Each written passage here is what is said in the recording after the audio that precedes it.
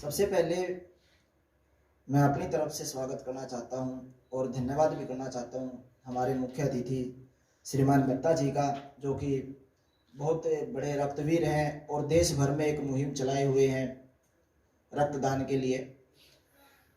उनके साथ साथ हमारे मुख्य अतिथि के साथ साथ कार्यक्रम अध्यक्ष जी और बाकी जो विशिष्ट अतिथि हैं जो हिमाचल से आए हैं, उनका भी मैं स्वागत करता हूं।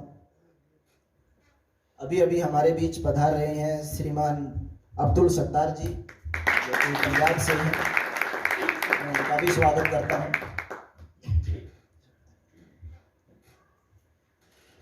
जैसा कि वीरेंद्र जी ने बताया, रक्षक फाउंडेशन की स्थापना जिन्होंने की वो आज हमारे बीच में नहीं है।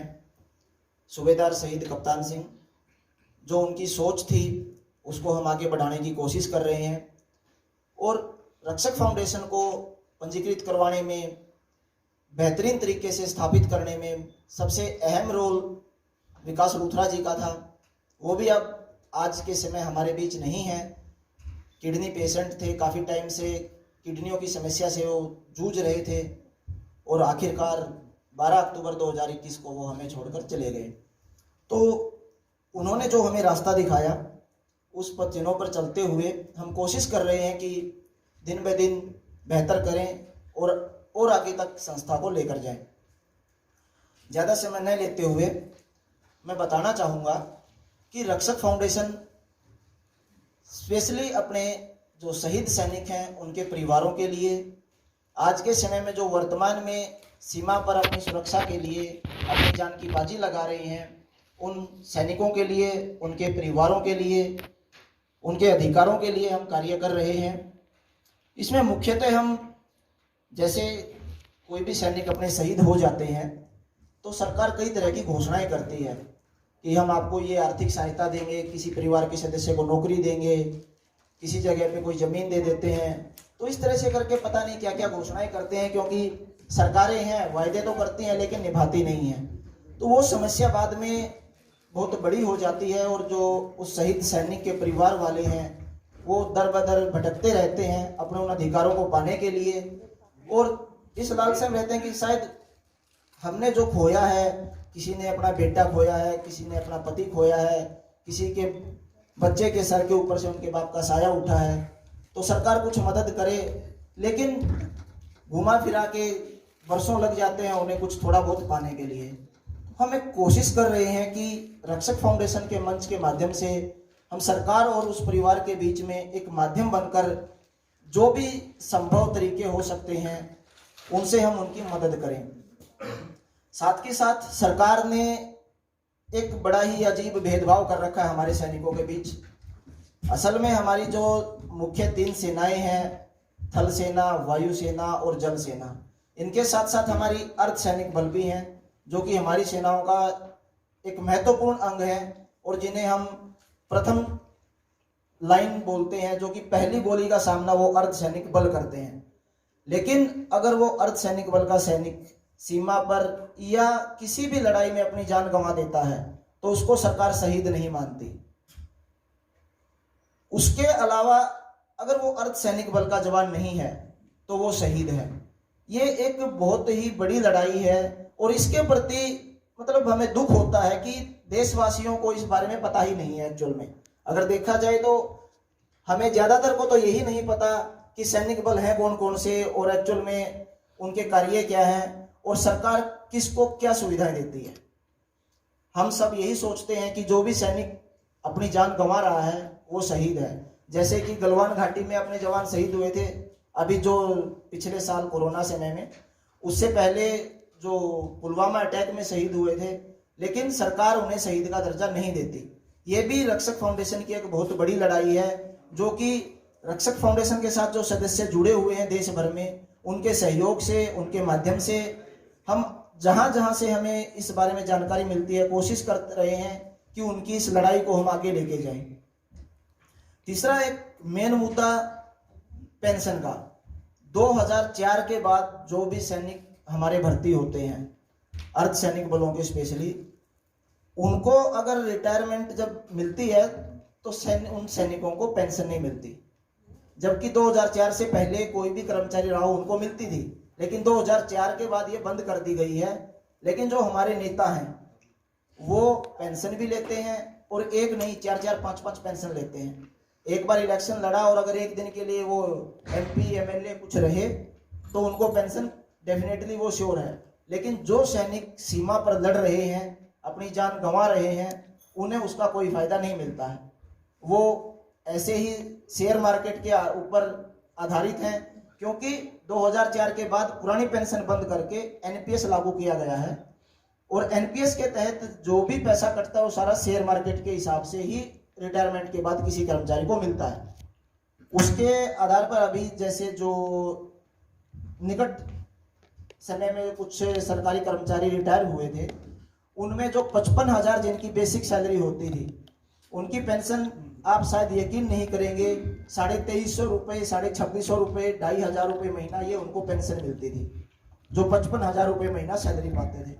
तो ये भी सरकार ने इसके ऊपर, मतलब भेदभाव तो मैं कहता ही हूँ हर बार, लेकिन सरकार इसके ऊपर गौर नहीं करती है। इनके अलावा और भी बहुत से मुद्दे हैं, जैसे हमारे आसपास हम देखते हैं शहीद स्मारक बने होते हैं, लेकिन साफ सफाई उनकी कहीं पे नहीं मिलती। शायद ही कोई शहीद स्मारक होते हैं जिनकी साफ सफाई हमें देखने को मिलती हो, अदरवाइज या तो वो खंडित मिलते हैं, या उन पे जाले लगे मिलते हैं, या फिर वहां पे गंदगी के ढेर मिलते हैं।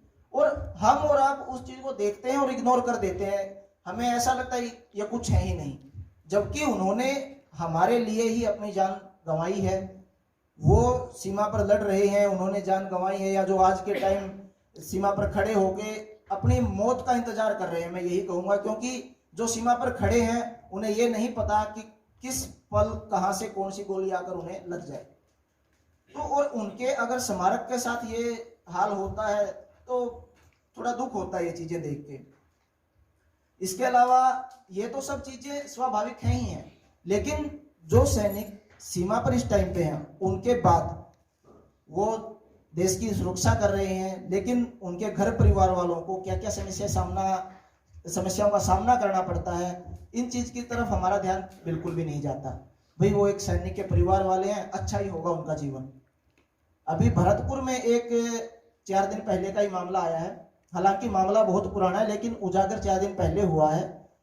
2019 में एक सिपाही ने अपनी धर्मपत्नी के नाम पर एक प्लॉट की रजिस्ट्री करवा ली।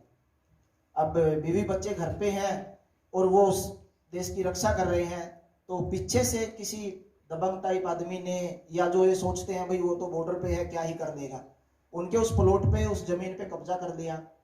और 4 दिन पहले मैं देख रहा था उनका वीडियो, जो बता रहे थे एक पत्रकार के साथ उनका जो इंटरव्यू हो रहा था, कि 2 साल से वो तब से ही, जब से उन्हें मालूम हुआ कि अब किसी आदमी ने उनके उस पर कब्जा कर दिया है, प्रशासन के चक्कर काट रहा है, थाने में जा रहा है वो बंदा, लेकिन कोई उसकी मदद नहीं कर रहा था। अभी उसके ऊपर जो दिल्ली में हमारे सदस्य थे, उनसे हमने संपर्क किया है और उनको बोला है आगे जाके उनके बारे में जानकारी पूरी मुहैया कराएं, पूरा मामला क्या है उसको समझें, और आगे हम उसके ऊपर भी जो संभव कोशिश करके हम जो भी संभव मदद कर पाएंगे प्रशासन के माध्यम से या सरकार के माध्यम से, उसके लिए चाहे कोर्ट जाना पड़े, जो भी होगा हम उसके ऊपर करेंगे। इसके अलावा और भी बहुत से मामले आते हैं जो कि देखने में बहुत छोटे लगते हैं, लेकिन समस्याएं वो बहुत बड़ी हैं। कारगिल की लड़ाई में एक सैनिक को 6 गोलियां लगी थी। दिल्ली के पास एक गांव है, वहां का वो रहने वाला है, उसको 1 एकड़ जमीन दी गई सरकार की तरफ से, लेकिन लगभग 1.5-2 साल बाद किसी प्रोजेक्ट के तहत वो जमीन उससे फिर वापस ले ली गई। जबकि एक सैनिक को अगर आप कोई जमीन मुहैया करवा देते हैं तो उसको वापस नहीं ले सकती सरकार, ये नियम है, लेकिन अब वो भी कोर्ट के चक्कर काट रहे हैं। मेरा ये बताने का मतलब ये है, जिन देशवासियों को ये लगता है कि हमारे सैनिक बहुत ही अच्छी स्थिति में है, कोई सीमा पर हैं, उन्हें पेंशन भी मिलेगी, उन्हें तनख्वाह भी मिलती है, अच्छी खासी मिलती होगी, तो ऐसा कुछ नहीं है। उन माँ बाप से पूछो, उन बीवी बच्चों से पूछो जिन्होंने अपने बेटे को, पति को, बाप को बॉर्डर पर भेज रखा है, और जो हर रोज ये सोच के सोते हैं कि क्या पता कल क्या बुरी खबर हमें सुनने को मिल जाए, क्योंकि बॉर्डर पर कुछ नहीं पता कहां से दुश्मन कब आता है कब जाता है। इन हालातों से मेरे ख्याल से हम सभी वाकिफ हैं, हम सभी को पता है कि असल में क्या हो रहा है। तो इन्हीं चीजों को लेकर हम आगे बढ़ा रहे हैं। इन चीजों को देखते हुए जो संस्था के संस्थापक थे शहीद सूबेदार कप्तान सिंह जी और स्वर्गीय विकास लूथरा जी, कई बार हम लोगों की मंत्रणा भी हुई इस बारे में। तो ये सब सोच के जब देखा कि कोई इन मुद्दों के ऊपर काम करना नहीं चाहता है, संस्थाएं बहुत हैं, काम बहुत कर रहे हैं, लेकिन असल मायनों में जो ये मुद्दे ऐसे हैं, देखने में हमें कुछ नहीं लगते लेकिन बहुत बड़े हैं, जैसे मैंने पहले बताया। और लोग इसमें हाथ डालने से कतराते हैं, डरते भी हैं, क्योंकि डायरेक्ट सरकार के साथ मुद्दा भिड़ना पड़ता है। मिनिस्ट्री ऑफ डिफेंस के साथ, आपको रक्षा मंत्रालय के साथ भिड़ना पड़ेगा। तो आधे लोग वहीं पे सोच के उस चीज पे पीछे हट जाते हैं कि यार अगर हम बाकी समाज सेवा जो कर रहे हैं वो ठीक है, उसमें सरकार का ज्यादा रोल नहीं होता है, सामाजिक कार्य नॉर्मली चलते रहते हैं। लेकिन जहां पे सरकारी चीजों के ऊपर हम काम करते हैं, सैनिक हमारे डिफेंस से, सुरक्षा से संबंधित है, तो ये एक ज्वलनशील मुद्दा है जिसे कोई छेड़ना नहीं चाहता। तो जो दोनों महान विभूतियां आज हमारे बीच में नहीं है, मेरे साथ भी उनकी चर्चाएं हुई थी कि हम कुछ हटके करते हैं। बाकी सब काम तो लोग कर ही रहे हैं, कोई ना कोई किसी ना किसी फील्ड में, देश भर में लाखों संस्थाएं हैं, हर रोज हजारों संस्थाएं नई खड़ी हो रही हैं, किसी ना किसी मुद्दे पे काम कर रहे हैं। लेकिन कोई ना कोई जो हो हमारे रक्षकों के लिए भी रक्षक बन के आए, ताकि उनको भी ये महसूस हो कि अगर हम आज बॉर्डर पर खड़े हैं तो पीछे से कोई हमारे परिवार को समस्या न हो, उस बारे में सोचने वाले भी कुछ लोग हैं। तो इन्हीं सब चीजों को सोचते हुए हम आगे बढ़ रहे हैं। और इस मंच के माध्यम से मैं आप सभी से, और जो जो इस कार्यक्रम को लाइव देख रहे हैं या जो इस कार्यक्रम के बाद इस वीडियो को देखेंगे, उन सभी देशवासियों से मेरा निवेदन है कि इस बारे में जरूर सोचें और जितना संभव हो सके अपने सैनिकों के परिवार वालों को, अगर आप कोई सुरक्षा नहीं दे सकते तो उन्हें परेशान कम से कम न करें, उनके लिए कोई अड़चन पैदा न करें। और फिर भी अगर कोशिश कर सकें तो उनकी जो संभव मदद आप कर सके किसी भी तरीके से, किसी भी मामले में, वो जरूर करें। और आपके आसपास जो भी आप स्मारक देखें उनकी साफ सफाई पे ध्यान दें। उनके लिए हमारे मन में होनी चाहिए वो चीज, ये ना हो कि यार कोई संस्था के हमें बोले, कोई तीसरा आदमी हमें बोले यार वहां पे वो स्मारक गंदा है, वहां पे गंदगी है, चलो साफ करते हैं। हमें खुद से वो इच्छा होनी चाहिए कि चलो मैं ही क्यों ना 5 लोगों को इकट्ठा करूं और उसकी सफाई करवाऊं। तो इन चीजों के ऊपर हमें एक एक आदमी को सोचने की जरूरत है। जब हम सभी सोचेंगे तो अपने आप लोग जुड़ते जाएंगे, और जब एक बहुत बड़ा वर्ग इस बारे में बात करेगा तो सरकार को भी सोचना पड़ेगा इन चीजों के बारे में।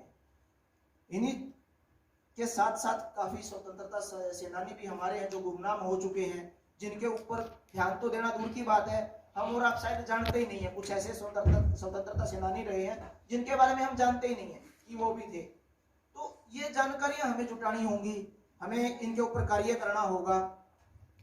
और मैं आप सभी से आग्रह करूंगा कि आपके आसपास या आपकी जानकारी में रिश्तेदारों से, यार दोस्तों से, कहीं से भी अगर आपको कोई जानकारी मिलती है कि किसी सैनिक के परिवार को कोई समस्या है, किसी शहीद के परिवार को कोई समस्या है, या सैनिकों से संबंधित किसी भी तरह की किसी को कोई समस्या हो रही है, तो हमसे संपर्क वो कर सकते हैं। जो भी संभव कोशिश होगी, जो भी हम संभव उनके लिए मदद कर पाएंगे हम जरूर करेंगे। और इन चीजों के ऊपर हम और तेजी से काम करने जा रहे हैं अभी आगे। तो इसी के साथ मैं अपनी बात खत्म करना चाहूंगा। धन्यवाद।